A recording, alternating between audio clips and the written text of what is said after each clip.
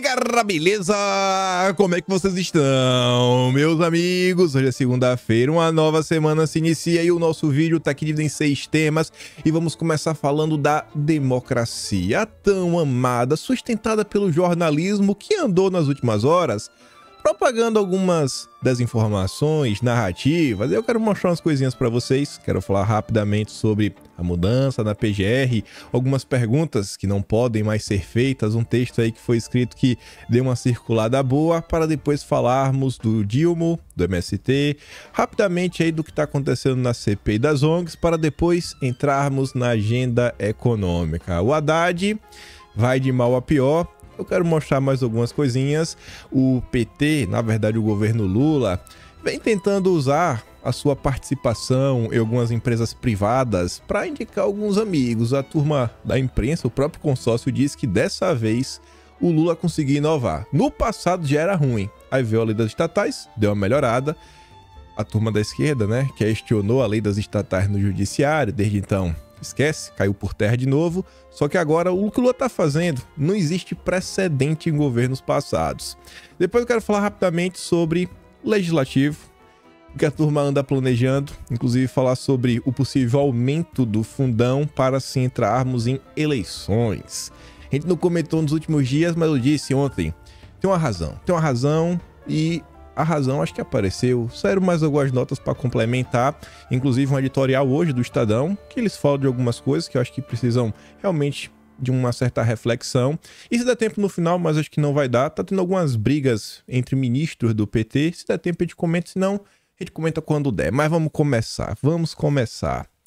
Vocês lembram aí nos últimos dias, onde a turma daquela emissora amiga do PT, fez todo aquele estardalhaço, depoimento, Cid Bolsonaro, etc, tudo mais. Olha só, o Cid está 12 horas depondo.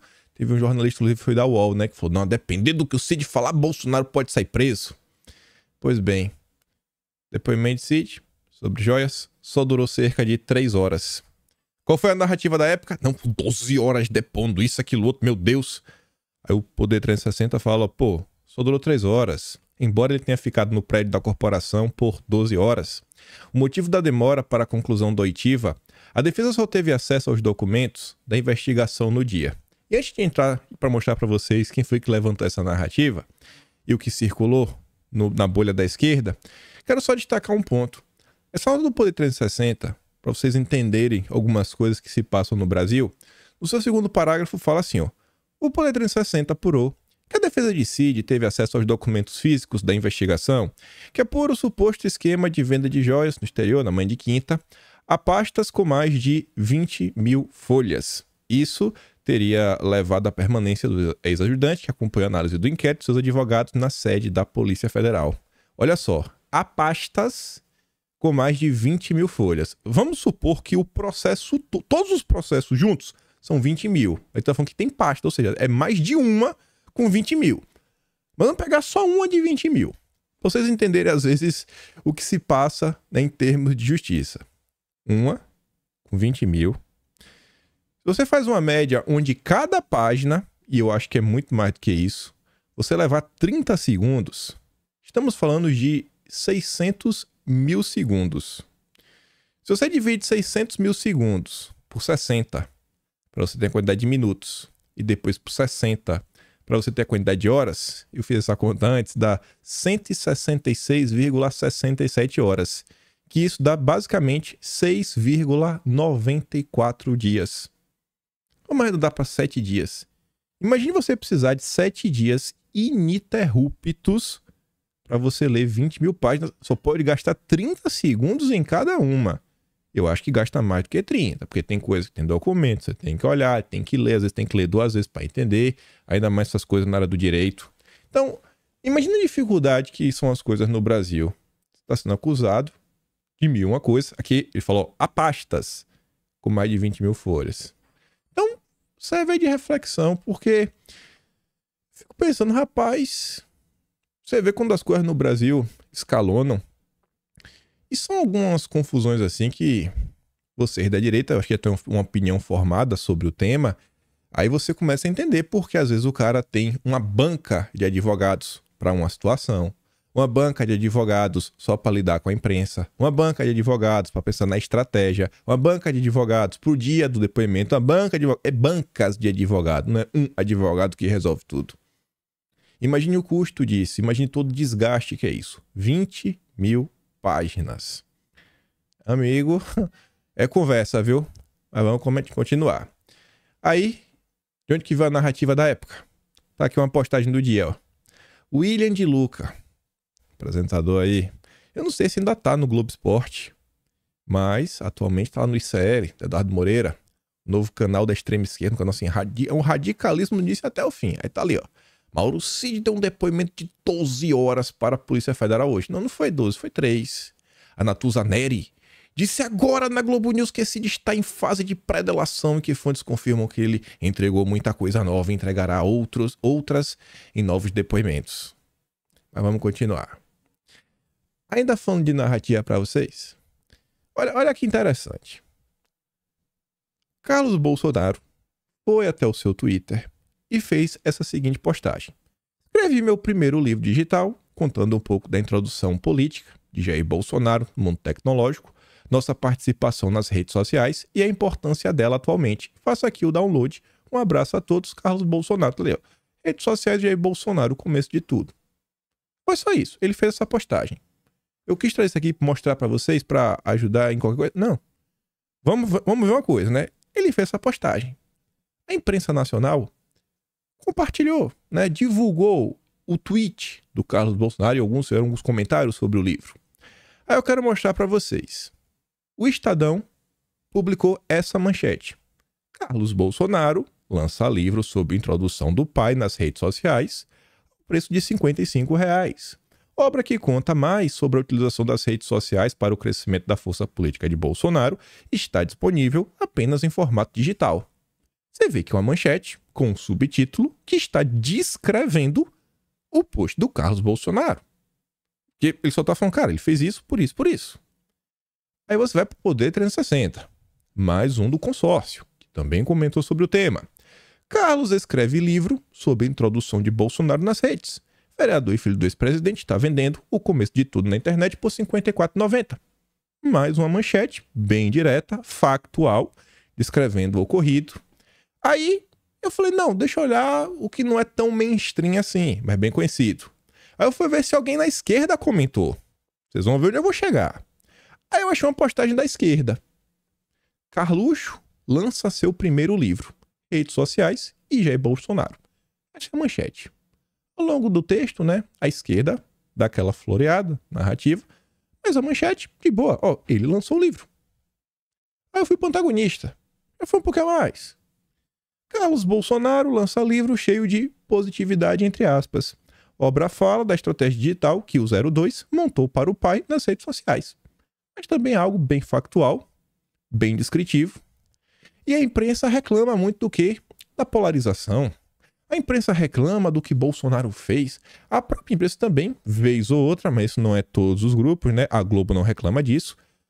O quem reclama mais é o Estadão. Ai, o Lula. Pô, o Lula criou nós contra eles. O Lula continua nessa história. O Lula prometeu que ia ter união, não tem união. Mostrei para vocês 4 veículos diferentes. Pelo menos 2 do mainstream do consórcio. Poder 360 e Estadão. Mostrei uma manchete da esquerda, do DCM. E o antagonista que está mais à direita. Mostrei para vocês isso pra gente olhar para isso aqui. Para esse lixo.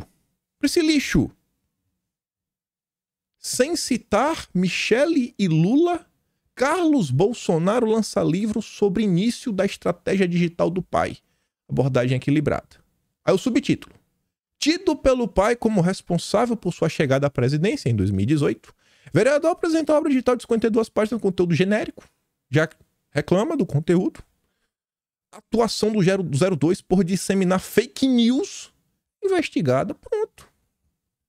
O que é que tem a ver isso daí com fake news? Aí tu vai ler a matéria. Quer dizer, antes de chegar na matéria, as notas do Globo, na pior das hipóteses, na pior, eles colocam, assim, o Globo, ou redação, quando eles não querem colocar o nome do jornalista. Pois bem, essa nota, até o momento que eu peguei lá pra olhar, não tinha o nome de quem escreveu.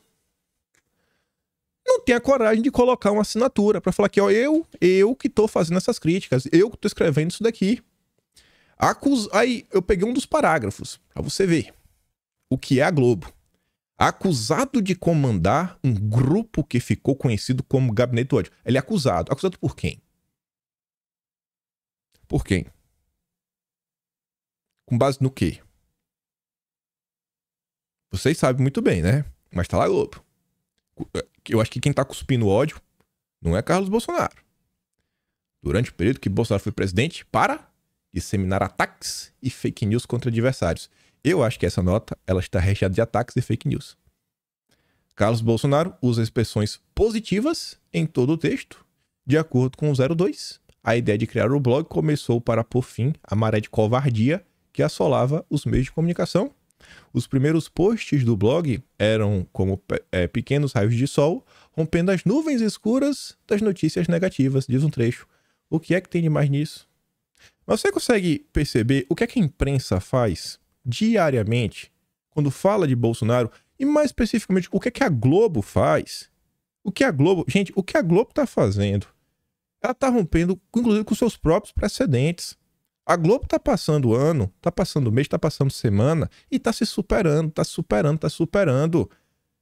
A gente comentou ontem, a Folha de São Paulo escrevendo a nota, botando a mão na cabeça, perguntando o que é que a Globo News está fazendo. Ele está falando da Globo News, porque a nota quem estampa a manchete é a Daniela Lima. E a nota lá está falando, né, desse jornalista que tá agora sempre tão alarmista, com o celular na mão, meu Deus, né, que é urgente. E no final não tem nenhuma urgência, é um monte de notícia irrelevante. O que é que está acontecendo? É isso daqui. Eu trouxe para vocês 4 matérias diferentes. Comparem com a Globo, o maior jornal desse país e mais tradicional. O que é que está acontecendo? Até onde vai, sabe, a disposição dessas pessoas para acabar com o adversário político, né? Porque eles tratam o Bolsonaro como adversário, qualquer pessoa que tenha proximidade. Mas vamos continuar. Nesse âmbito de consórcio, informação, desinformação, mentiras ou fake news, chame como você quiser, veio a turma do Estadão para soltar um editorial. Bem interessante até, que eles falam de mentiras e de uma mentira que eu acho que os outros veículos também deveriam ficar incomodados. Mas isso daqui a Rede Globo não faz nenhuma questão de comentar porque não é sobre Bolsonaro. São críticas que precisam ser feitas à turma do Lula. Aqui não é... né, é suspeito, o suposto líder do gabinete. Não, aqui não é suposição de coisa, não. Aqui foi um fato concreto que aconteceu e que precisa ficar registrado. E deveria, né, mostrar para a população o que é que esse governo do amor está fazendo. Ali, ó, politização e desinformação do blackout.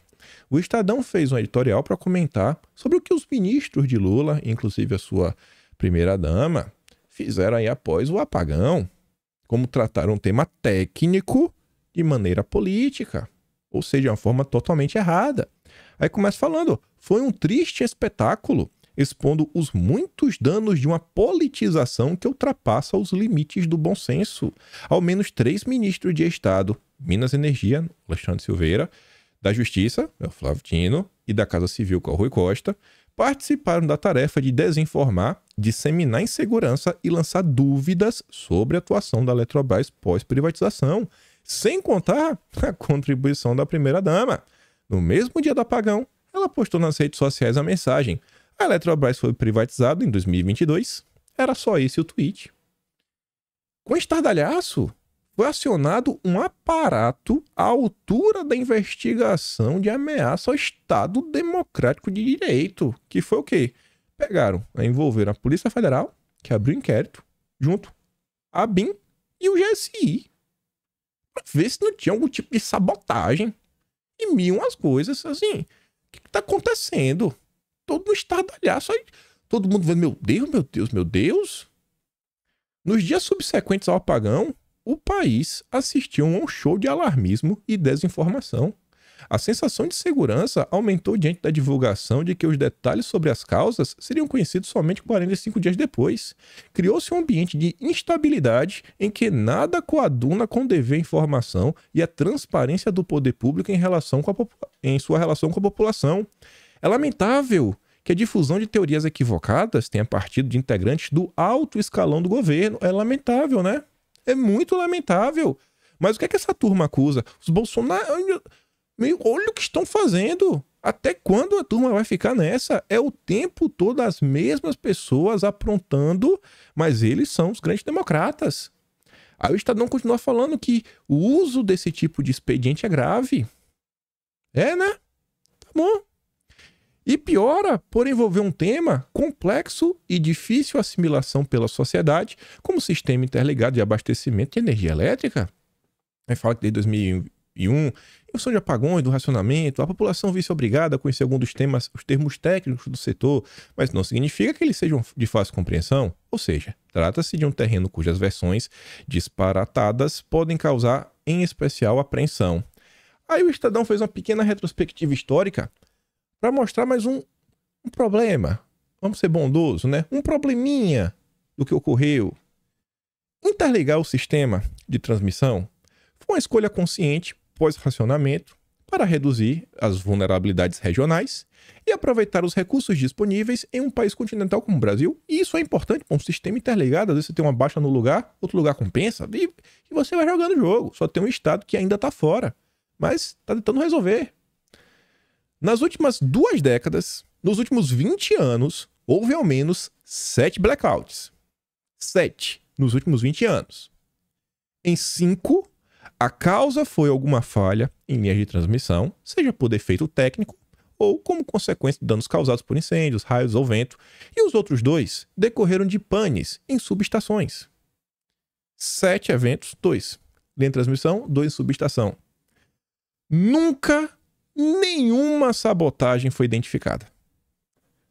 Por que o governo, então, tratou essa hipótese como prioritária? Em 20 anos, nunca teve uma sabotagem. Por que o governo Lula tem que tratar isso como prioridade? Não. A principal hipótese foi sabotagem.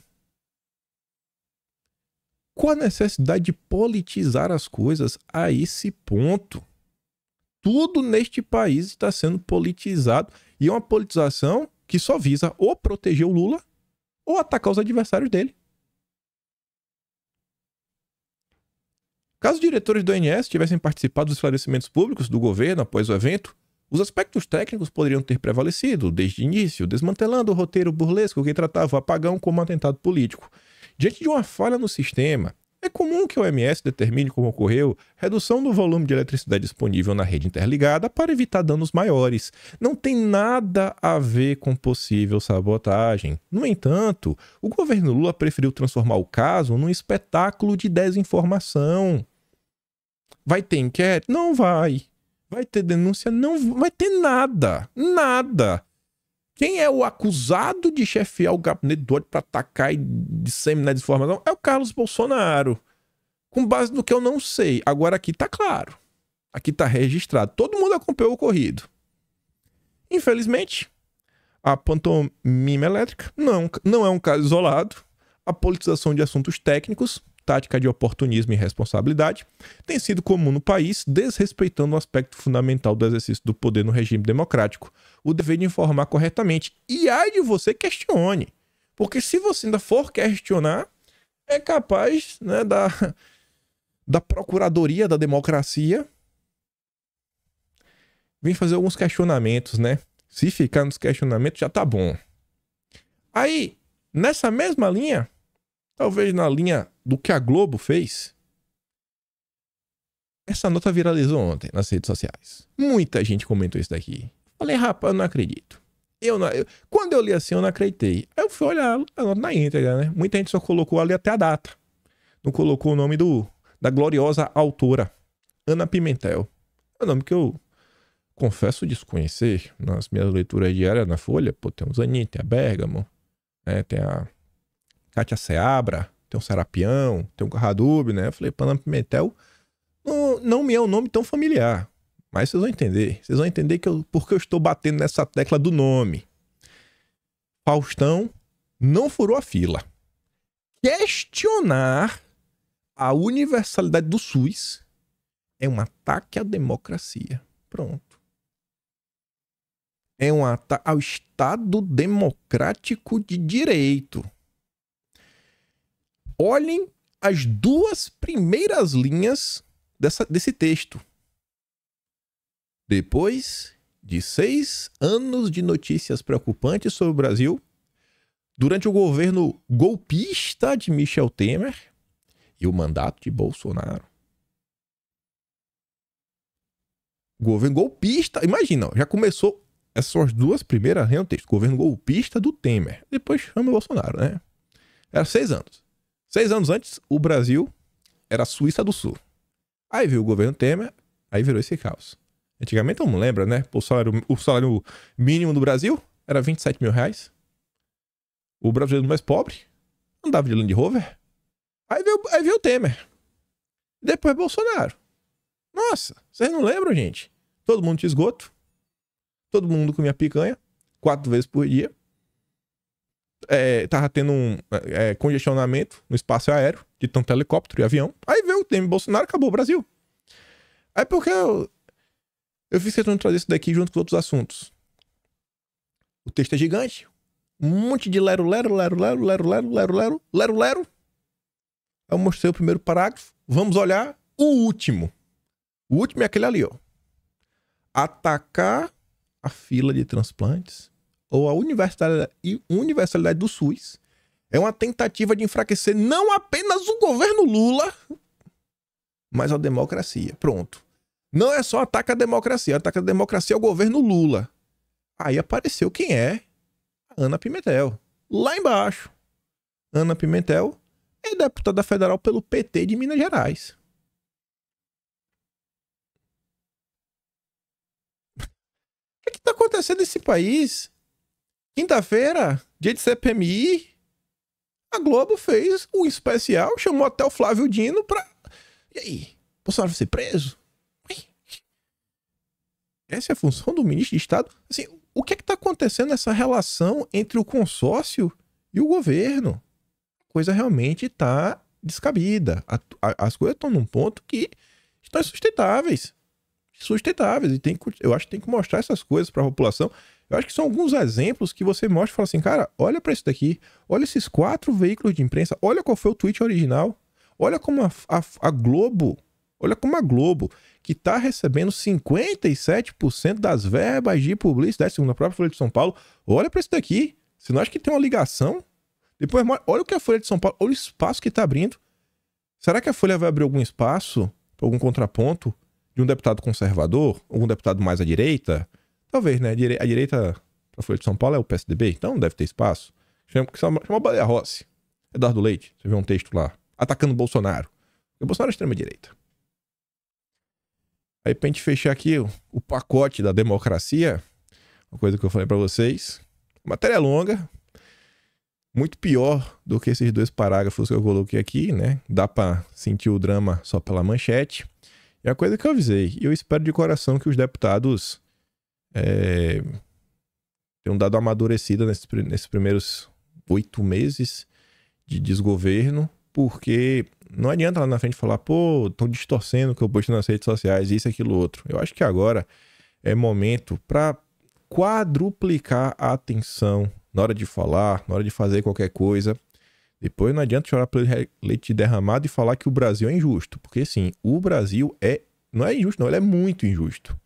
Rafael Moura, que escreve na coluna Malu Gaspar, ele soltou essa nota. Agora de manhã. O temor dos bolsonaristas com a troca de comando na PGR.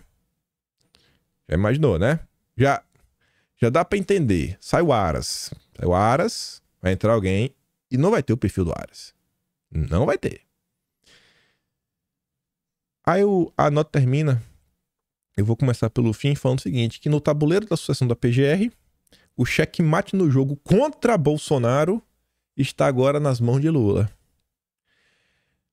Você lembra daquele inquérito sobre a interferência da Polícia Federal? Do Moro?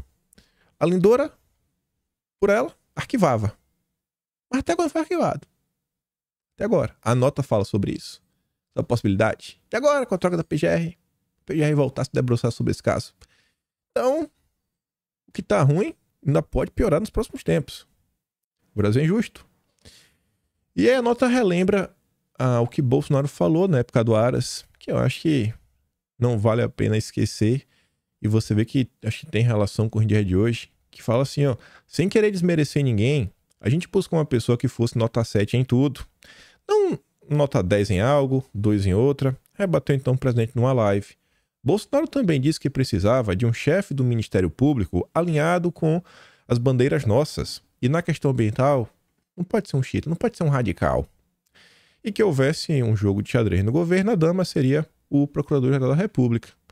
Acho que Bolsonaro escolheu um nome que realmente estava aí nesses conformes. Acho que o Aras dá para falar que um cara bem nota 7 na maior parte dos temas. Pode ter tido seus percalços. E principalmente nesse tema da questão ambiental, que Bolsonaro fez questão de falar, você viu que os posicionamentos em geral da PGR, né, não foram um grande problema. Normalmente quando teve algum tipo de revés, foi alguma ONG, algum partido de esquerda que judicializou a situação e falou, não vai. A obra está embargada. A Ferrogrão não vai sair do papel. O Leandro Tucuruí não vai sair do papel. Isso aqui, aquilo, outro. Não, foi por determinação do PGR. E aí, pegando esse link, para a gente falar das questões ambientais, veja como são as coisas. O Canal Rural divulgou que uma conciliação propõe oitiva de indígenas para destravar a Ferrogrão. Com 983 quilômetros de extensão, né, a Ferrogrão pretende resolver problemas de escoamento da produção agrícola para o norte do país. Eu espero de coração que isso saia do papel. Finalmente a Ferrogrão possa sair do papel. A Amazônia Azul traz umas perguntas que eu acho que complementam essa breve manchete. A Ferrogrão não passa por terra indígena. Por que tem que ter oitiva de indígena? Se ela não passa em terra indígena, por que tem que perguntar para os indígenas se pode ou se não pode construir a Ferrogrão? Qual é a lógica disso? Não é porque vai passar perto, né? Pode incomodar. Não tem ninguém para explicar isso? Passa 1.500 caminhões todos os dias pelo local. Querem falar com indígenas para construir uma rodovia onde passam 1.500 caminhões por dia. É inacreditável. Essa rodovia, ela basicamente vai seguir ao lado de uma BR que já existe. Foi assim, ó. BR e rodovia juntos. Grande parte do tempo. Qual é a lógica? Mas de coração, eu espero que isso aqui saia do papel. Pelo bem do Brasil, pelo bem da economia nacional. O Amazônia Azul trouxe outro questionamento. A gente já comentou sobre isso daqui algumas vezes. Mas acho que ele devia estar em casa revirando, sem nada do que fazer. Aí eu vi ontem ele postando isso. Eu falei, pô, boa pergunta.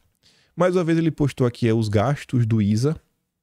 E ele fala que a curiosidade é quem são os terceiros que recebem cerca de 14 milhões de reais no serviços terceiros.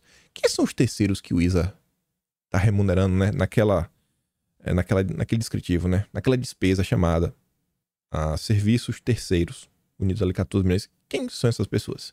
Tem serviço terceiro pessoa física, serviço terceiro pessoa jurídica. Quem são esses terceiros? E o Amazônia Azul continua. Também quanto ganha cada membro da organização.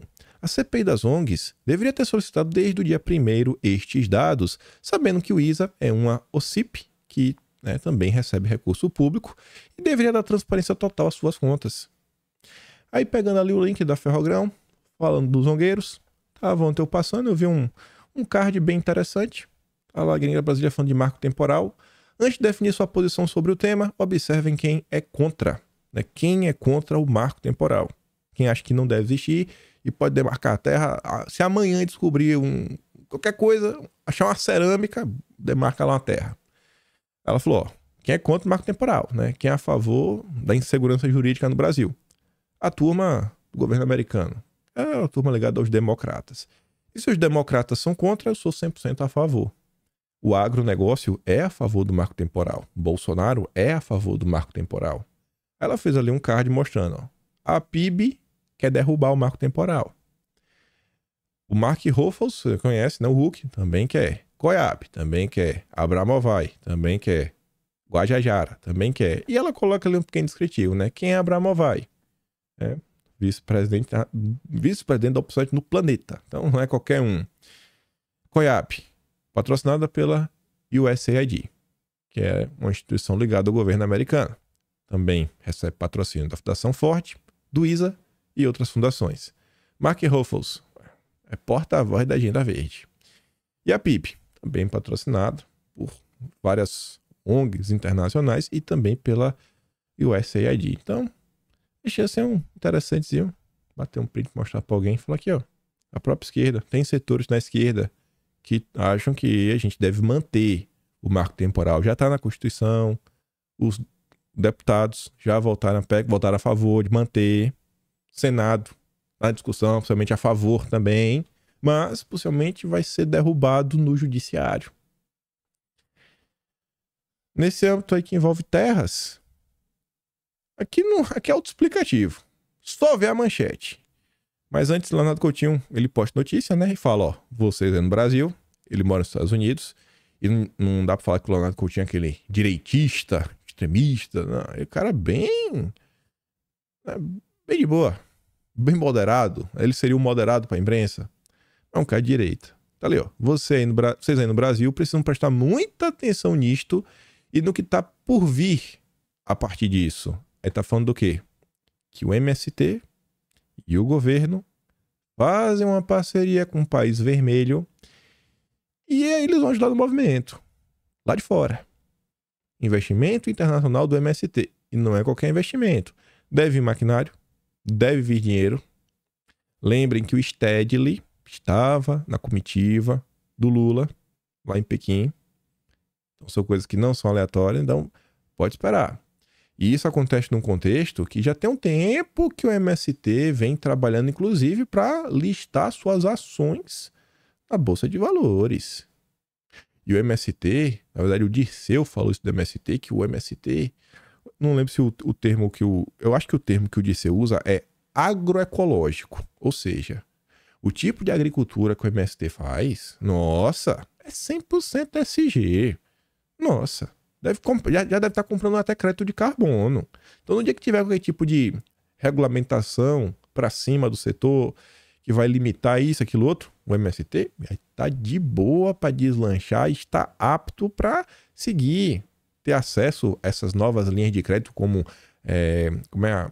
a Plano Safra de baixo carbono e todas essas mudanças que o governo Lula vem implementando e seus amigos, tipo a turma da Febraban, aquela regulamentação em tese aí, em tese não, né, que já está acontecendo contra os frigoríficos. Então, realmente vale a pena ficar bem de olho. Ainda mais sabendo da paixão e da relação de amor entre o Lula e o MST. E sobre o MST, infelizmente, comentei para vocês dias atrás, a CPI do MST acabou, né? Marcos Pereira, os principais responsáveis, junto ao Arthur Lira, por destruir a CPI, que vai ganhar o ministério. Então, tirou os deputados que eram republicanos, tirou a turma que era do PP, que era gente de direita, colocou lá a turma do Lula. E agora, a direita não tem mais maioria. O Estadão comenta sobre isso falando, ó, CPI do MST prevê fim dramático e sem votar parecer, vai terminar, não vai nem votar o relatório do Salles. Não tem, vai votar pra quê? Vai botar em votação e vai perder, porque não tem quórum. Olha, ó. Na busca de uma saída honrosa, que não conseguiu aprovar as quebras de sigilo e teve sua composição original esfacelada em meio às negociações do Centrão para entregar ao governo Lula, a cúpula da comissão já cogita nos bastidores encerrar os trabalhos sem votar o relatório. Para o último capítulo, programado para ocorrer no dia 12 ou 13 de setembro, a expectativa é de mais uma sessão de bate-bocas. Hoje, a oposição não tem maioria para aprovar o texto do relator, o Salles, que vai criminalizar lideranças do movimento, como Stedley, e também sugeriu o indiciamento do deputado Valmir Assunção, do PT. E vai ficar por isso. É um problema real. E uma coisa que eu acho que principalmente a turma do agronegócio deveria refletir, é que a turma do agronegócio ao redor do Brasil, você tem alguns agros. Você tem o agro centro-oeste, você tem o agro do interior de São Paulo. Da próxima vez, na próxima eleição, principalmente na municipal, essa turma devia pensar melhor nos candidatos que eles apoiam. Tem muita gente do PP que a turma do agro do centro-oeste apoiou. Elegeu por causa do agro. E agora? Na hora de cobrar. Tem muita gente do Republicanos e que não é só da área do Legislativo, não. De outras, quer dizer, que não é só deputado. Você pode falar também deputado estadual, senador, governadores. Teve gente que o agro de São Paulo específico, apoiou. Então, na hora agora de cobrar o Marcos Pereira, cobrar as lideranças dos republicanos, o agro deve pensar muito bem nas próximas eleições, trabalhar direitinho para eleger realmente deputados que vão trabalhar pelo agronegócio. Não vão só bater continência, eu vou ficar lá, né, de boca aberta, vendo o trem passar e ficando assim, pô, não sei nem o que eu fazer de tudo que tá acontecendo. Isso aqui eu acho lastimável.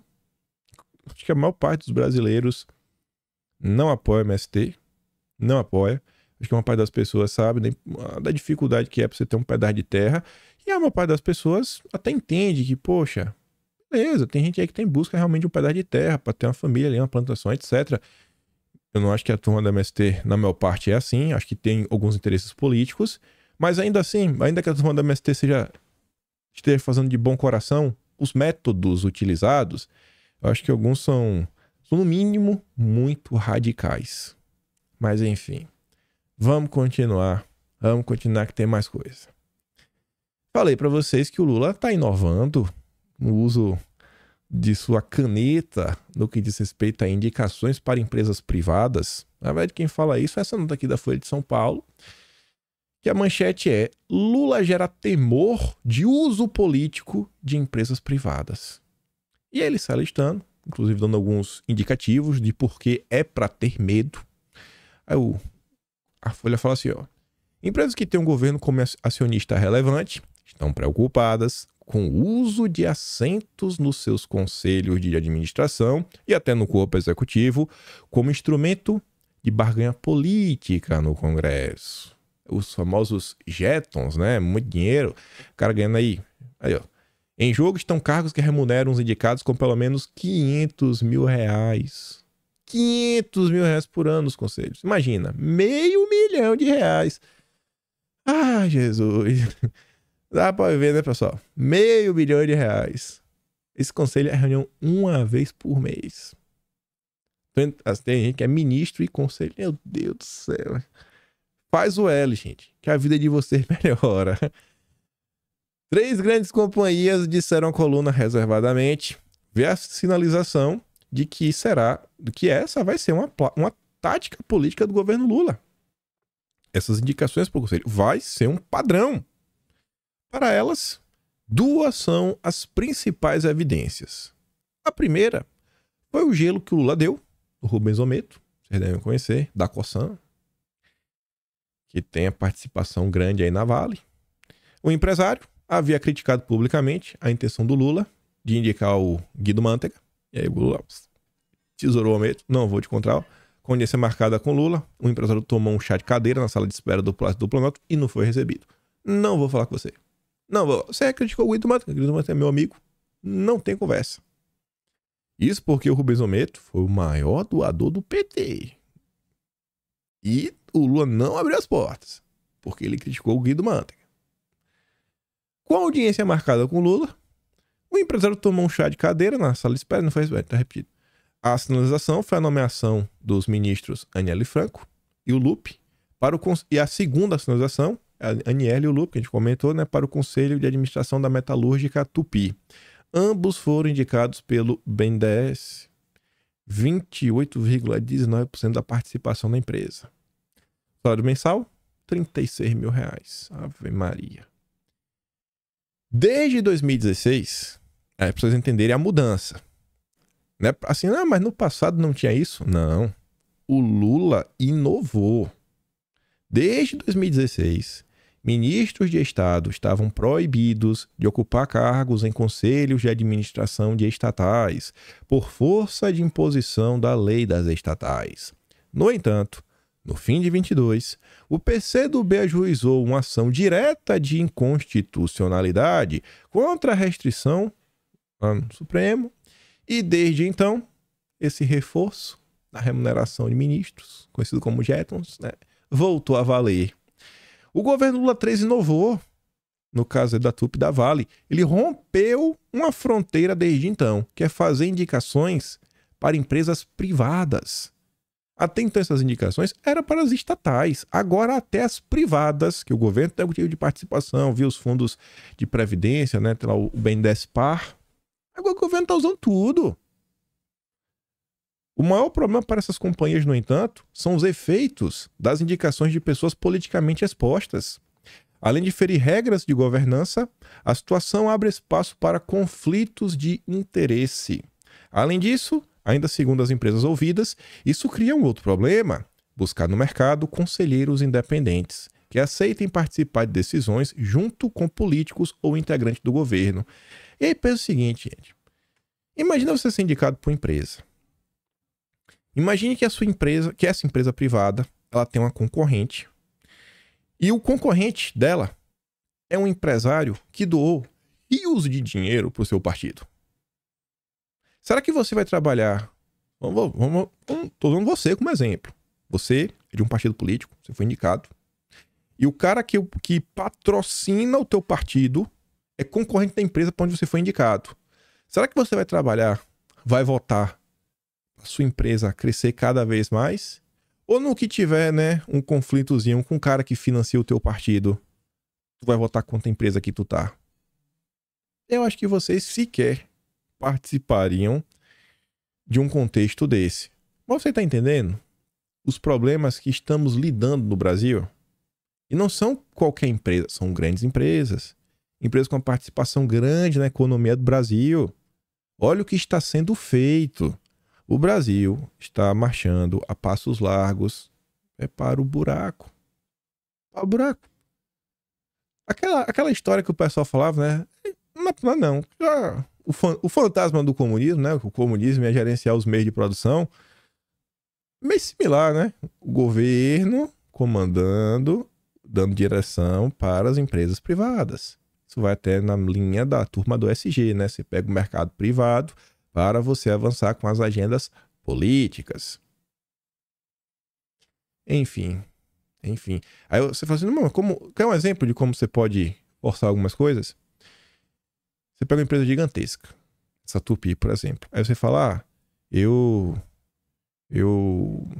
lá, eu agora só vou comprar de fornecedores que compensam carbono.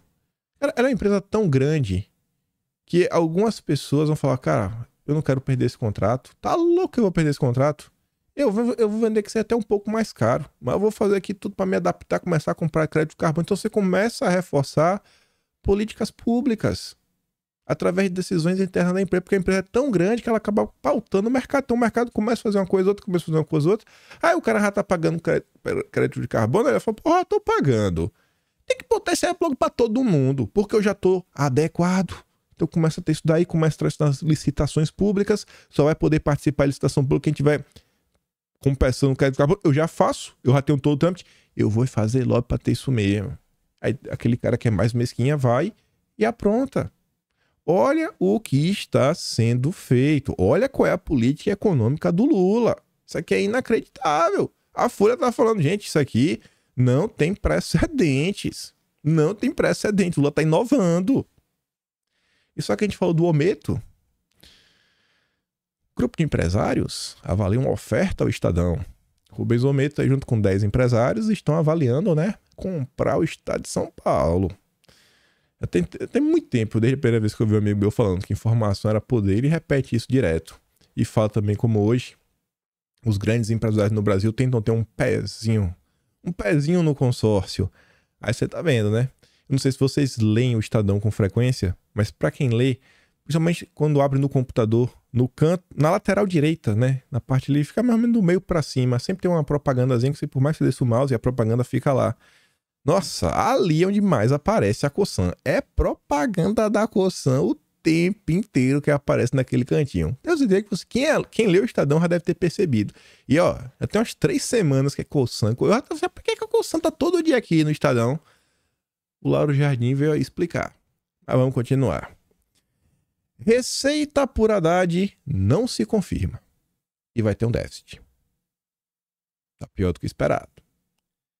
A baixa credibilidade da previsão do déficit zero que o governo fez para 24 está ancorada nos resultados de arrecadação e gastos de meses anteriores. Leia a íntegra do documento. A expectativa apresentada pelo Haddad em 12 de janeiro era de um aumento de 192,7 bilhões na receita desse ano. O Haddad falou, esse ano vamos ganhar quase 200 bilhões a mais. A gente vai arrecadar de imposto disso, aquilo outro.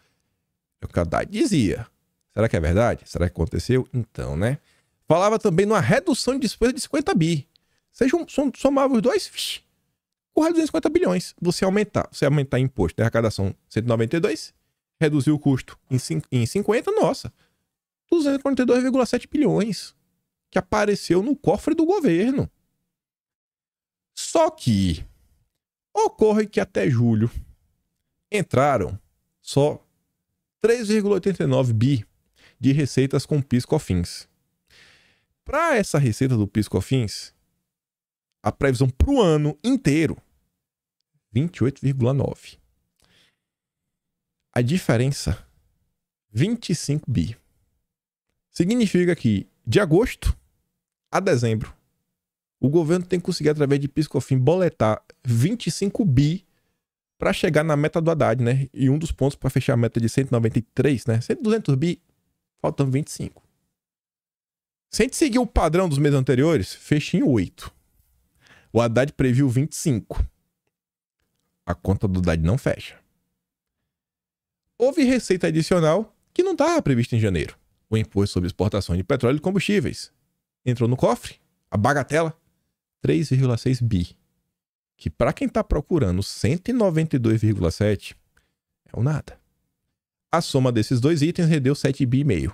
Analistas de contas públicas avaliam que não há outras receitas extras que possam ser identificadas. Faltam, portanto, 185,2 bilhões para que a previsão do Haddad, né, seja alcançada. Mas as estimativas de receita feitas pelos governos têm sido consideradas superestimadas por analistas do mercado. O governo previu em janeiro que a mudança do CARF poderia render 50 bilhões por ano. Né? Rapidamente, na verdade. Rapidamente. Pelo estoque de pagamentos em discussão, mais 20 bilhões anuais. E aí um dos analistas que o Poder 360 falou, o Barros, ele avalia que esses 50 que o PT espera, 8. A partir de 24. O otimismo do governo sobre litígios fiscais não leva em conta os eventuais devedores que foram derrotados, que os eventuais devedores que forem derrotados, eles vão tentar judicializar e evitar de pagar. Então vai ser confusão atrás de confusão, confusão atrás de confusão, confusão atrás de confusão. Mas qual é a preocupação do Lula? Loteamento de estatais e agora empresas privadas. Prometer metas inalcançáveis. Manter a mentira, mesmo com todo o mercado, com o próprio consórcio falando, cara, é irreal, isso aqui é fictício, isso daqui não vai dar certo. Tem como o Brasil dar certo? Eu acho que não. Só que aí traz o que a gente comentou no primeiro tema. Será que no final do dia, quando o país estiver caindo aos pedaços, será que a Globo vai falar a verdade? Ou será que a Globo vai continuar criando essas cortinas de fumaça em torno de Bolsonaro? Aí você vê. Não, até o momento, tá todo mundo esperando os super ricos pagarem imposto. Porque pro super pobre já é uma realidade. Ó. A AliExpress informa oficialmente que produtos acima de $50 serão taxados em R$92. Ou 92%. Se os R$92 estava até bom, né? 92%. Faz o L. Aí o Sam Puncher, ele faz uma simulaçãozinha. Falando o seguinte. Você compra um produto que custa 300. Sabe o que você vai pagar no final? Em torno de R$578,26. Tá barato demais.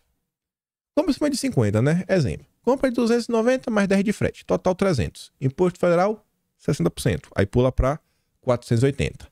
Base de cálculo do ICMS. 480 divide por 0,83, que é igual a 578. 17% de 578 é igual a 98,26. 480 mais 98,26. 578,26. Ou seja, 92% de imposto. Quem que vai arcar com isso? Os super pobres. Super pobres. Isso aqui eu só trouxe porque tá falando da esquerda, né? Dos apoiadores do Lula. O perfil do Choquei ontem escreveu frauda com U. Pra você ver. Crise. Fãs de Demi Lovato estão usando fraldas para fazer as necessidades básicas sem perder o lugar na grade do The Town. O voto desta galera tem o mesmo peso do seu voto. Eu sei que você deve estar se sentindo muito chateado.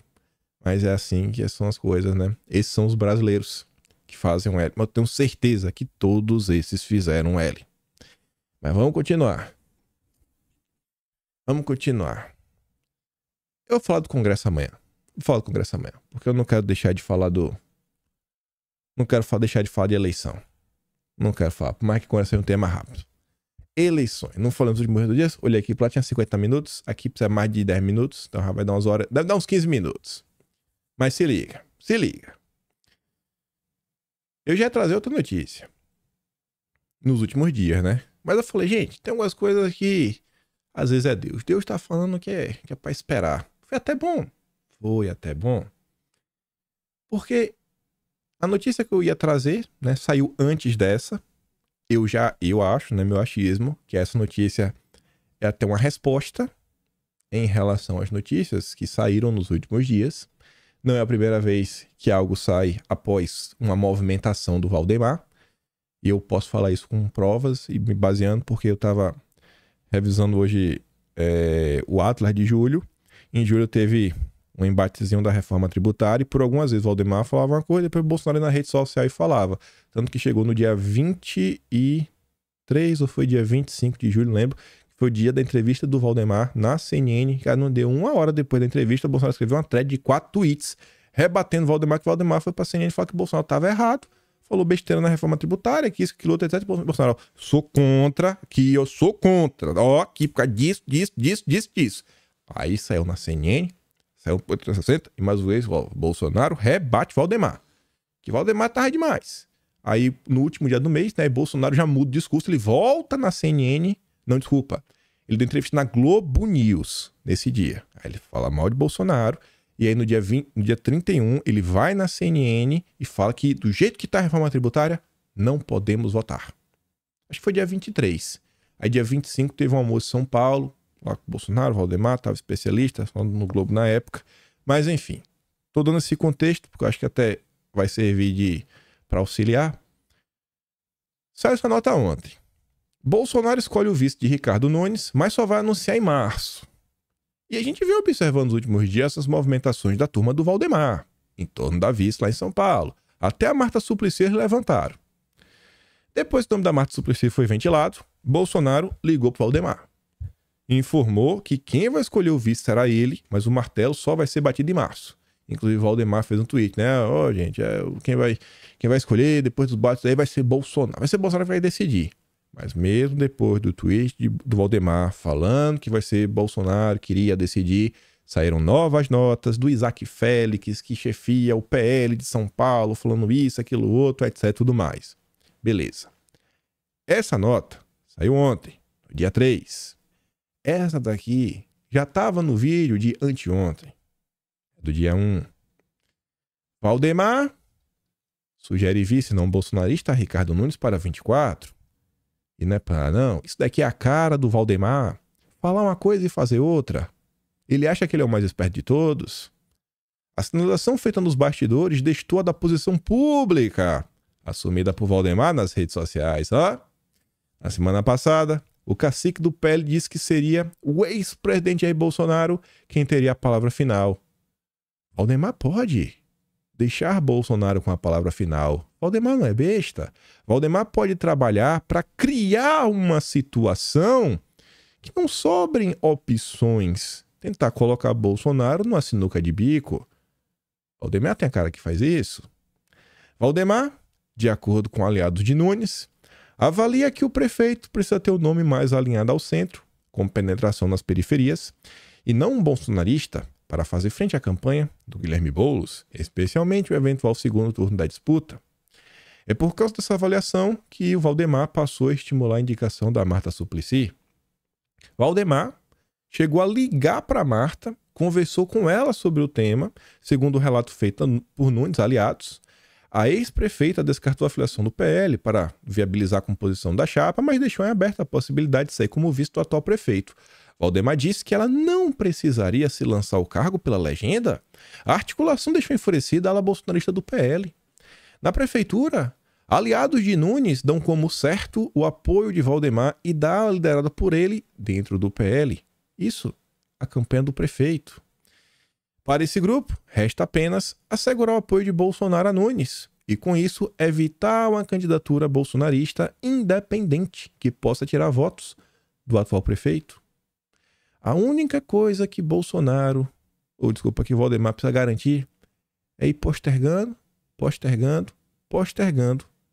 chegar num ponto que quando Bolsonaro queira indicar o vice, cara, não tem nem mais como poder indicar assim, pô, já não dá mais. Assim, é apoiar o Nunes, senão a tese do Valdemar é, se a gente não apoiar o Nunes, o povo vai vencer.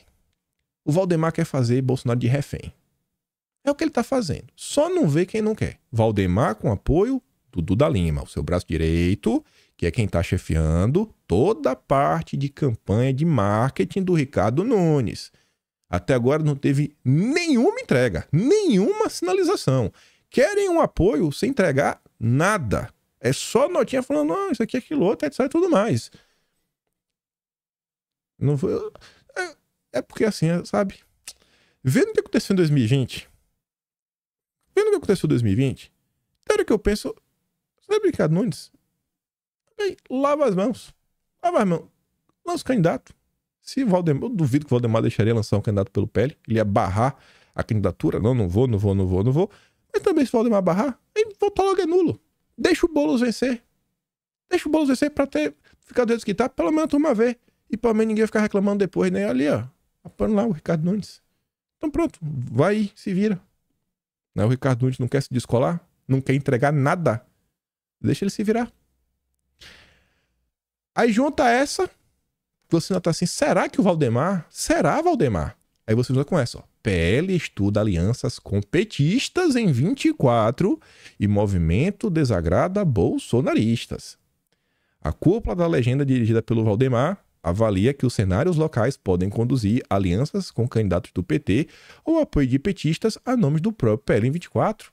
Isso daqui não tem quem não negue. O PL até a chegada de Bolsonaro é da galera. Os novos nomes do PL que são nomes mais à direita. E a turma que já tá no poder, acho que vai querer continuar. Então, assim, pô, o PT aqui na região tem voto, né? Acho que vou me aliar a eles. Resta saber qual é o objetivo do Valdemar. Se é ter um partido de direita no Brasil ou se é só ter uma bancada. Bancada, fundo partidário e ter poder. Ficar sendo paparicado de entrevista pra Globo News. A outra da Globo, inclusive, traz informações para exemplificar. Eu gosto de notar assim, porque não é uma acusação genérica. Falou, aqui é o exemplo do que já está acontecendo. Ó. Há conversas entre PT e PL em estados como Ceará, Maranhão, Bahia, hoje já trouxe 3 estados, para o entorno do Valdemar, né, embora não haja disposição de veto. A efetivação das alianças vai depender do jogo de cintura dos candidatos para não entrar no foco dos bolsonaristas. Vai na manha, vai nas escondidas, tapeia à direita. No Ceará, tá aí, ó. O deputado federal Júnior Mano discute uma aliança com o petista Júlio César Filho, pré-candidato à prefeitura de Maracanaú, 4ª maior cidade do estado. Tá ali, ó. Contou o santo e o milagre. Mano também, cotado para concorrer no município, emplacou um aliado, o empresário Bruno Barreto, no comando do PL Maracanaú. Por hora, PT e PL fazendo dobradinha para criticar a gestão do prefeito Roberto Pessoa do União Brasil. Outro cacique regional do PL, que tem votado alinhado ao Planalto, Josimar Maranhãozinho, conversa com aliança com seu colega de Câmara, Duarte Júnior, do PSB, partido Alckmin, do Dino, né, pré-candidato à prefeitura de São Luís. Josimar e Dino, que se afastaram após a filiação de Bolsonaro no PL, tem ensaiado uma reaproximação ao longo do ano. O deputado já foi recebido e pousou ao lado do ministro do seu gabinete. Batendo fotos, mas de boa. Pro Valdemar, o problema é a direita. Está certa a minha candidatura em São Luís com o vice do PT. Consolidando o apoio da federação, PT, PCdoB e PV. A partir daí, vamos buscar outras forças, incluindo o PL com o Josimar Maranhãozinho. Quem diz isso é o Duarte, o do PSB. No PL baiano, o deputado estadual Raimundo da JR ensaia uma aproximação com o PT. Pré-candidato à prefeitura de Dias Dávila, onde o PT não apresentou nome à disputa, Raimundinho tenta atrair o apoio do governador Jerônimo.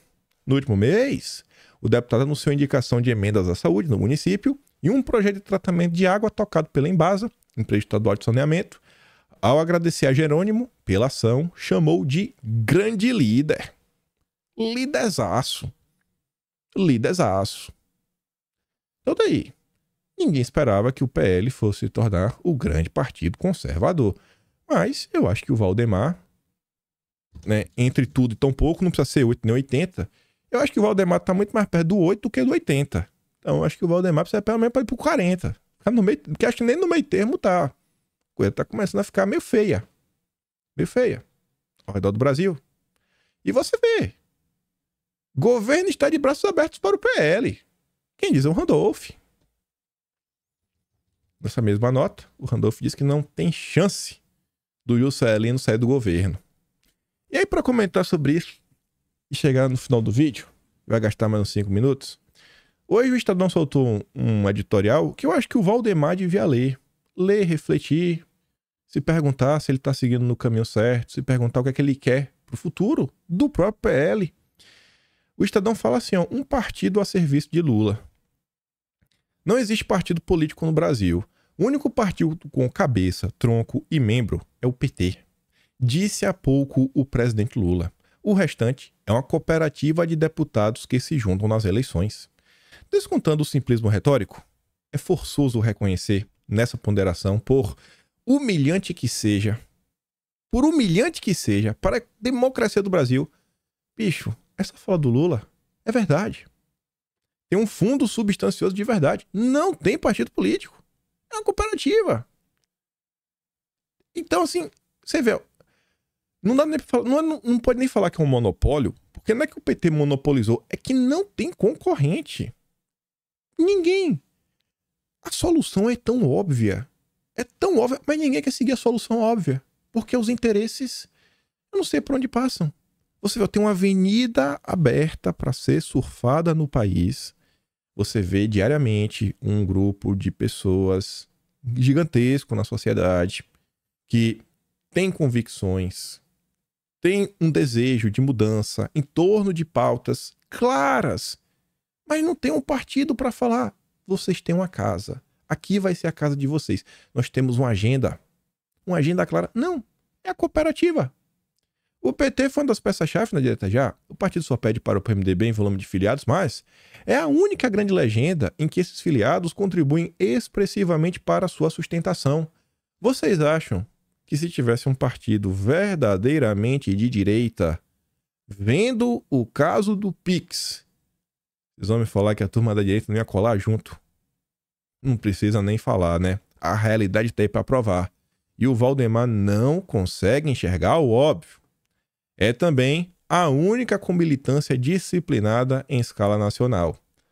Bolsonaro não tem militância disciplinada, mas ele tem uma militância indisciplinada, desorganizada, que ainda é muito maior, porque aonde ele vai é um mar de gente. E o Valdemar não consegue ver isso. Ou vê e não tá nem aí. Goste-se ou não de sua ideologia, o PT tem um conteúdo programático consistente e abrangente.